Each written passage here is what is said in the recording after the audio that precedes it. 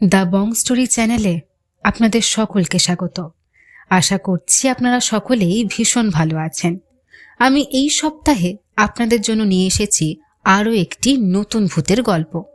আমাদের এই সপ্তাহের গল্প মানবেন্দ্র পাল রচিত মরার খুলি ও মামা। আর একটু হলেই বুলুটা বাস চাপা পড়ত। এমন অসাবধানে রাস্তা পার হয়। কথাটা বলল আমার ভাইজি রিনা। বুলু ওর ক্লাস ফ্রেন্ড। রিনার কাকু, কাজেই বুলুরও আমি কাকু। সম্প্রতি নেপাল ঘুরে এলো। এখানে এসে এতক্ষণে বাড়ির সকলের কাছে নেপালের গল্প করছিল। আমি ছিলাম না, তাই আমার জন্য এক টুকরো স্লিপ রেখে গেছে। স্লিপটা আমার হাতে দিতে দিতে রিনা গজগজ করলো, এত অসাবধান মেয়েটা এক্ষুনি যে কি সর্বনাশ হতো। সেই কথা উত্তর না দিয়ে আমি স্লিপটা পড়তে লাগলাম। শ্রীচরণেশু কাকু, নেপালে গিয়ে দুটো মজার জিনিস পেয়েছি, শিগগির একদিন চলে আসুন। সেদিনই বিকেলে অফিস ফেরত বুলুদের বাড়ি গেলাম। বাইরে ঘরেই ওকে পাওয়া গেল। ও তখন নেপালের ওপর লেখা কয়েকটা বই থেকে কী সব নোট করছিল। আমায় দেখেই আনন্দে লাফিয়ে উঠল। তারপর একটুও দেরি না করে আমায় টেনে নিয়ে গিয়ে ওর কাঁচের আলমারির মধ্যে রাখা দুটো মজার জিনিসের একটা দেখালো। আমি একটু দেখে অবাক হয়ে বললাম, এই তোমার মজার জিনিস? মজার জিনিস নয়, এমন জিনিস ভূভারতে কোথাও আর পাবেন? তা বটে, জিনিসটার কিছুই না, একটা মরার খুলি। মরার খুলি তো অনেক দেখেছি, কিন্তু এত ছোট খুলি কখনো চোখে পড়েনি। খুলিটা স্বাচ্ছন্দ্যে হাতের মুঠোয় ধরা যায়। কেমন মজার জিনিস নয়? বলে বুলু আবার হাসতে লাগলো। মজার কিনা জানি না, তবে অদ্ভুত। এমনি সময় বুলুর মা চা জলখাবার নিয়ে ঢুকলেন।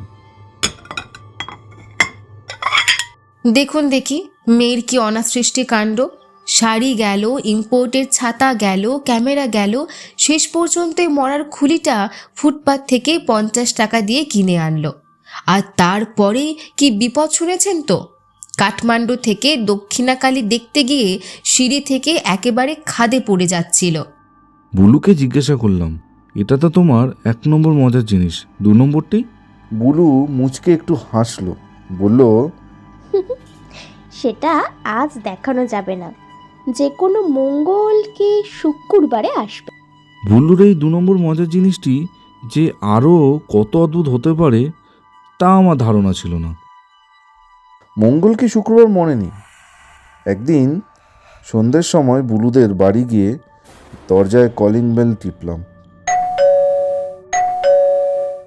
কিন্তু তখনই কেউ দরজা খুলে দিল না।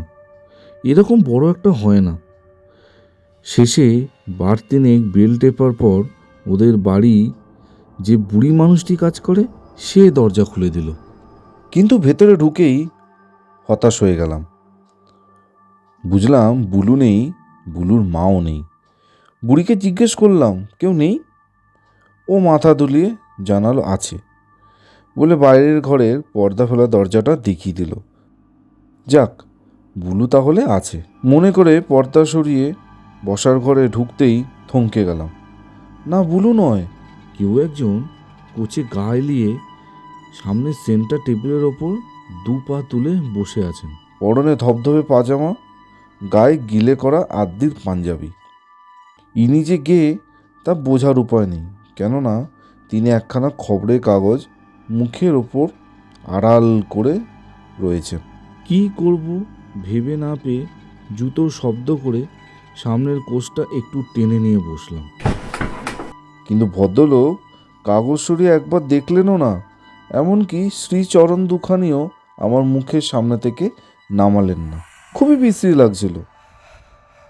একবার ভাবলাম উঠে চলে যাই, কিন্তু এই অতি অদ্ভুত, অদৃষ্টপূর্ব, অভদ্র লোকটিকেই ভালো করে না জেনেও যেতে ইচ্ছা করছিল না। অগত্যা একটা সিগারেট ধরিয়ে চুপচাপ বসে রইলাম।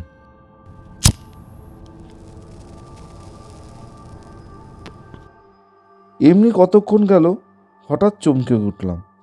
আরে ওটা কি? ভদ্রলোকের কোচের একপাশে কোনো রকম একটা ম্যাগাজিন চাপা দেওয়া সেই মরার খুলিটা না? ভালো করে দেখতে গিয়ে সেন্টার টেবিলটা নড়ে গেল, একটা বই পড়ে গেল। আর ঠিক তখনই কি সৌভাগ্য আমার! ভদ্রলোক কাগজখানি মুখের সামনে থেকে সরালেন। অমনি তার শ্রীচরণের মতো শ্রীমুখখানিও দেখতে পেলাম। ছুঁচলো মুখ, মাথাটা মুখের তুলনায় বড়, অনেকটা নারকেলের মতো। রুক্ষ চুলগুলো সেই মাথার ওপর ফেপে ফুলে উঠেছে, কিন্তু সরু গোপজোড়ার ভারী বাহার। এও সহ্য করা যায়, কিন্তু এই রাত্রিরে কেউ যে কালো সানগ্লাস পরে থাকতে পারে তা যেন ভাবাই যায় না। যাই হোক, ভদ্রলোক উঠে দাঁড়ালেন। তার গলায় যে রুদ্রাক্ষের মালা ছিল এটা এতক্ষণে নজরে আসেনি। তিনি উঠে দাঁড়ালেন, তারপর সামনে যে একজন ভদ্রলোক বসে আছেন সেদিকে লক্ষ্যমাত্র না করে ম্যাগাজিনের তলা থেকে খুলিটা নিয়ে ভুলুর সেই আলমারিতে রেখে দিলেন, যেন তিনি খুলিটা ভালো করে দেখতে নিয়েছিলেন। দেখার পর রেখে দিলেন আর কি। বুলু কি আলমারিতে চাবি লাগিয়ে যায়নি, নাকি ওটা খোলাই থাকে জানি না। ভদ্রলোক আবার নিজের জায়গায় গিয়ে মুখের ওপর কাগজ আড়াল করে বসলেন। আর ধৈর্য ধরে রাখতে পারলাম না, জিজ্ঞেস করলাম, বুলু কখন আসবে বলতে পারেন? উত্তরে একটা গম্ভীর স্বর গলার মধ্যে ঘর ঘর করে উঠল, মিনিট 13-র মধ্যে। ও বাবা, ইনি যে আবার মিনিট সেকেন্ড ধরে কথা বলেন, 10 মিনিটও নয়, 15 মিনিটও না, একেবারে 13 মিনিট। জিজ্ঞেস করলাম, ওর সঙ্গে কি আপনার দেখা হয়েছে? না। দেখা হয়নি।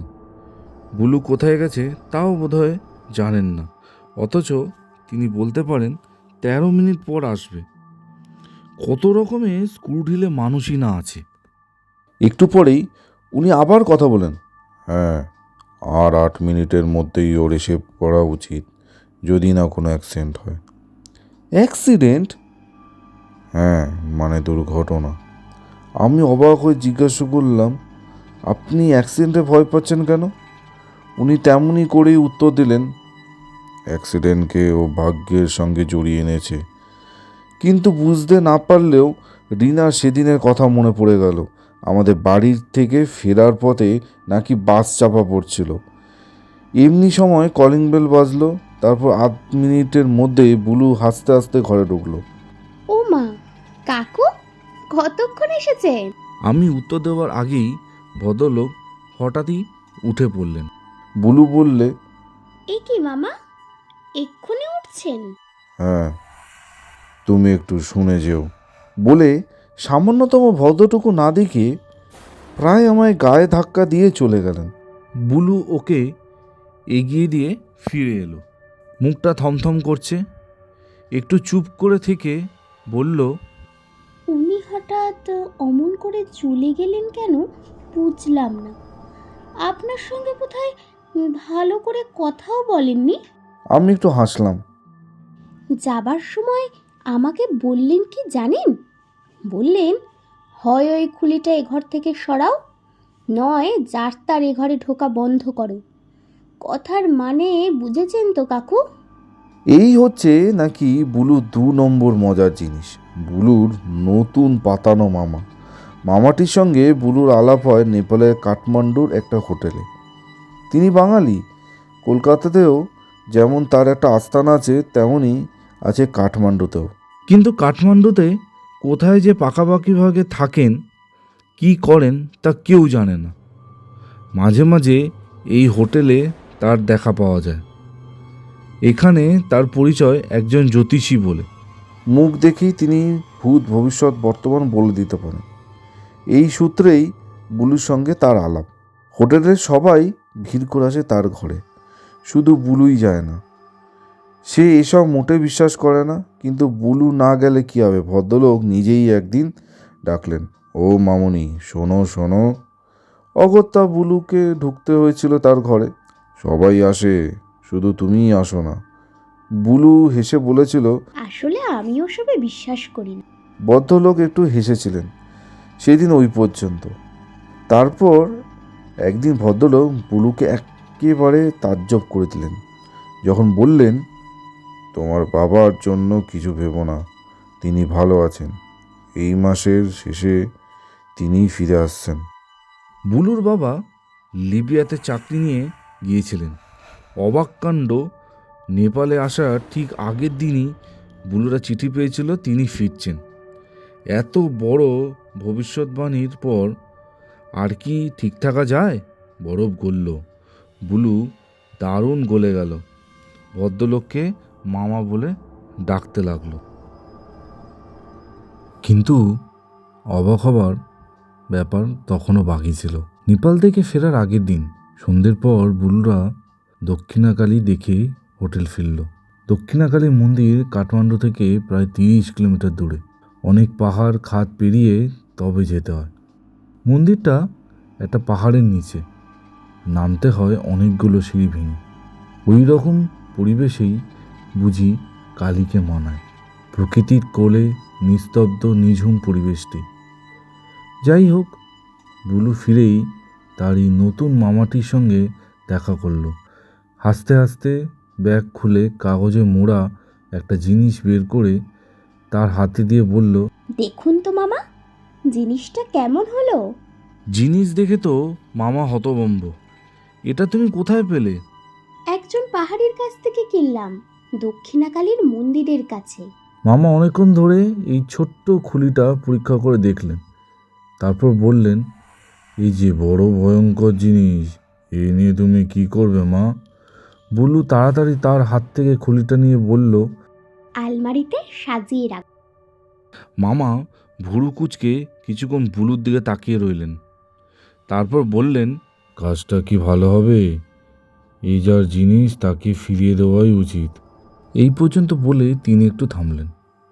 তারপর বললেন, আমি শিগগিরই ওখানে যাব, ইচ্ছা করলে আমায় দিতে পারো। যার জিনিস তাকে ফিরিয়ে দেবো, দামটা না হয় এক্ষুনি তোমায় দিয়ে দিচ্ছি। কিন্তু বুলু রাজি হয়নি। তখন উনি বললেন, আমার কথা তোমার মাকে বলো, তিনি কি বলেন আমায় জানিও। বুলু দরজার কাছে দাঁড়িয়ে দাঁড়িয়ে জিজ্ঞাসা করলো, কেন? বিপদ অনিবার্য। কেন? আজ ওটা কেনার পর তোমার কি কোনো দুর্ঘটনা ঘটেনি? এবার বুলুর মুখ শুকিয়ে গেল। মনে পড়ল দক্ষিণাকালী দেখতে যাওয়ার সময় 3 তলা সমান উঁচু সিঁড়ি থেকে পা স্লিপ করে খাদে পড়ে যাচ্ছিল। খুব বেঁচে গেছে। এই বিচিত্র মাথাটির সম্বন্ধে বুলু আগে কিছু খবর পেয়েছিল কাঠমান্ডু থেকে চলে আসার দিন হোটেলের নেপালি চাকরটির কাছ থেকে। তাকে খাওয়ার সময় বকশিস দিতে কথায় কথায় ও হিন্দিতে জানায় যে ওই লোকটি ভয়ঙ্কর দেবতা আছেন। তিনি নাকি নেপালে জাগ্রত দেবতা, কাল ভৈরবের সাধক। কাল ভৈরব হচ্ছে মৃত্যুর দেবতা। বিকট চেহারা, কুচকুচে কালো রং, তার গলায় মুন্ডমালা, বিভৎস মুখের হাড়ের মধ্যে দিয়ে তার হিংস্র জন্তুর মতো ধারালো দাঁত বেরিয়ে এসেছে। নেপালিটা জানালো ওই দেবতাকে খুশি করে ইনি প্রচণ্ড ক্ষমতা পেয়েছেন।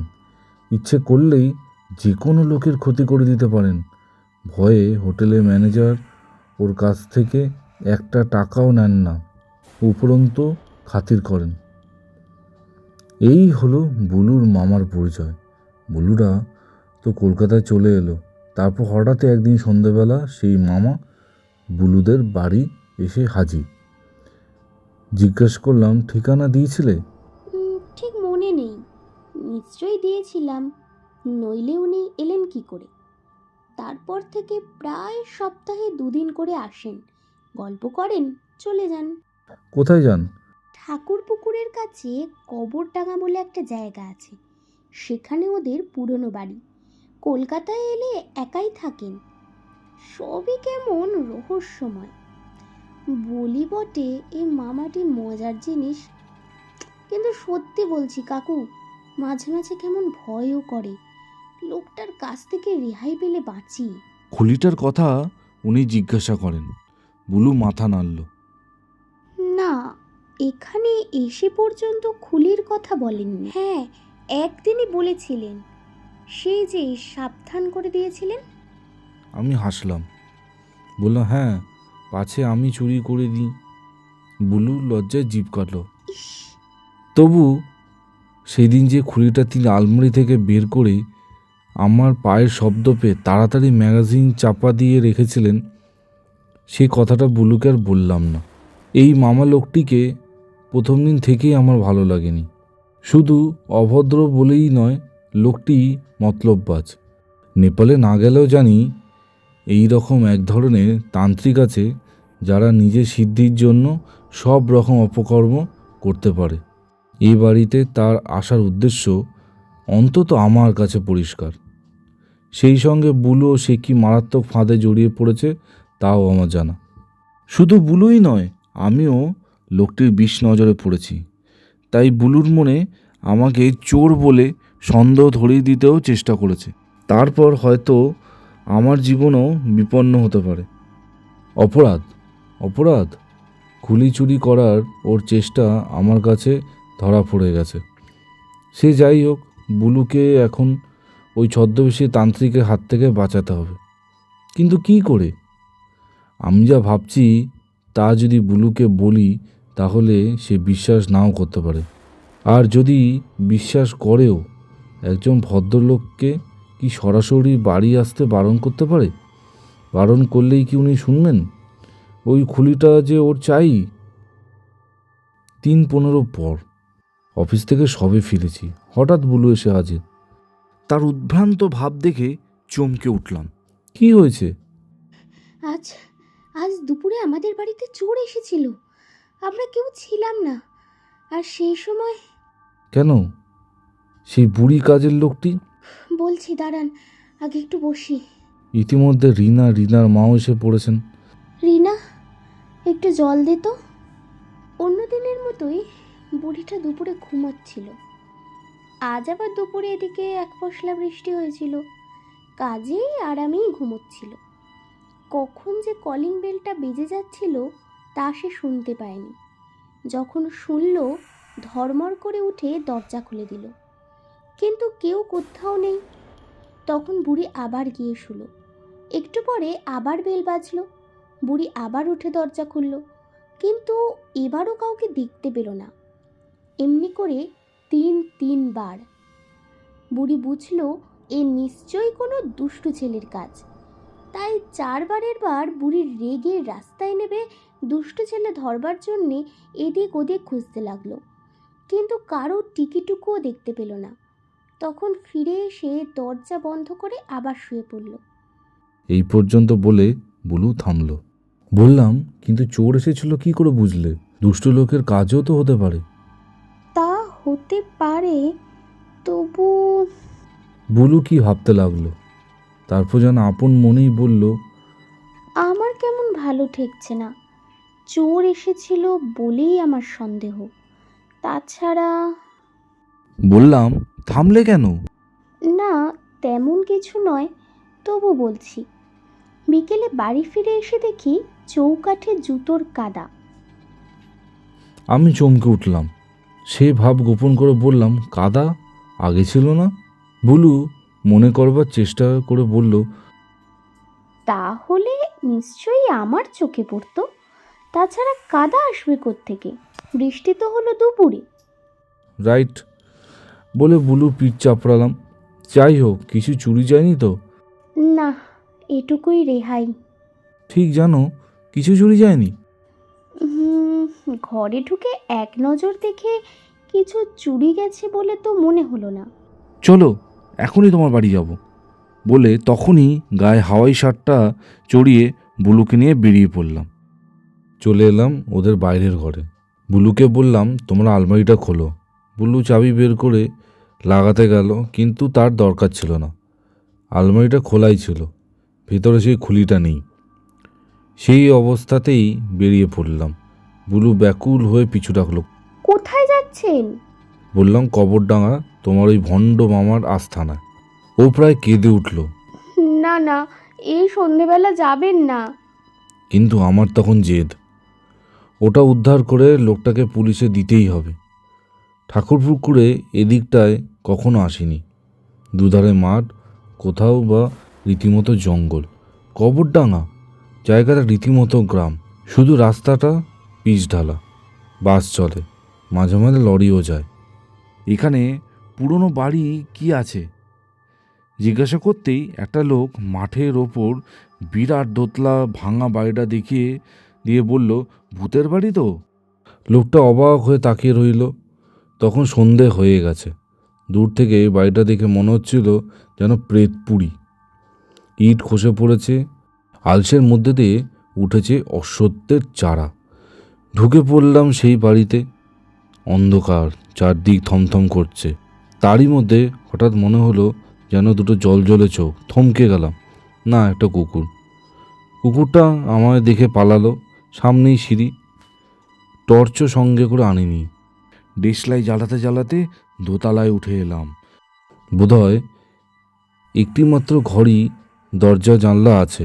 ঢুকে পড়লাম। দড়িতে ঝুলছে একটা লুঙ্গি, একটা ফর্সা পাজামা, একটা পাঞ্জাবি। সামনে কালো কাপড় ঢাকা। ওটা কি? ভালো করে দেখলাম, এটা একটা তেপায়া। চমকে উঠলাম। এইরকম তেপায়াতেই তো প্রেতাত্মা নামানো হয়। মামা কি তাহলে? কিন্তু আসল জিনিসটা কোথায়? মামাই বা কোথায়? আবার ডিসলাই জ্বালালাম। লক্ষ্য পড়ল কুলুঙ্গিতে, একটি তামার পাত্রে একটি ছোট্ট মরার খুলিটি।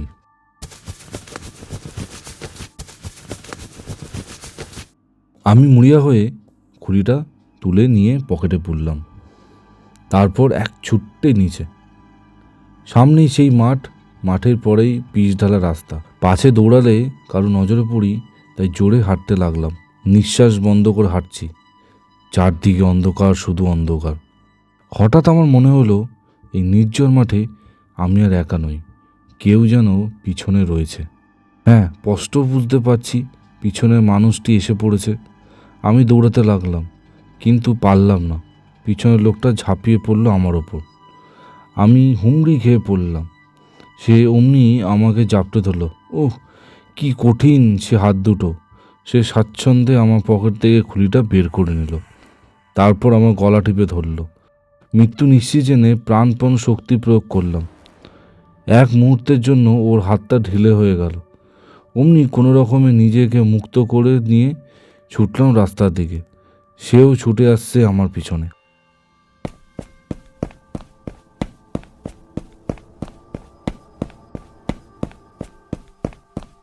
রাস্তায় লরির হেডলাইটটা, তবুও আমি ঝাঁপিয়ে পড়লাম রাস্তায়। লোকটাও সঙ্গে সঙ্গে লাফ দিল।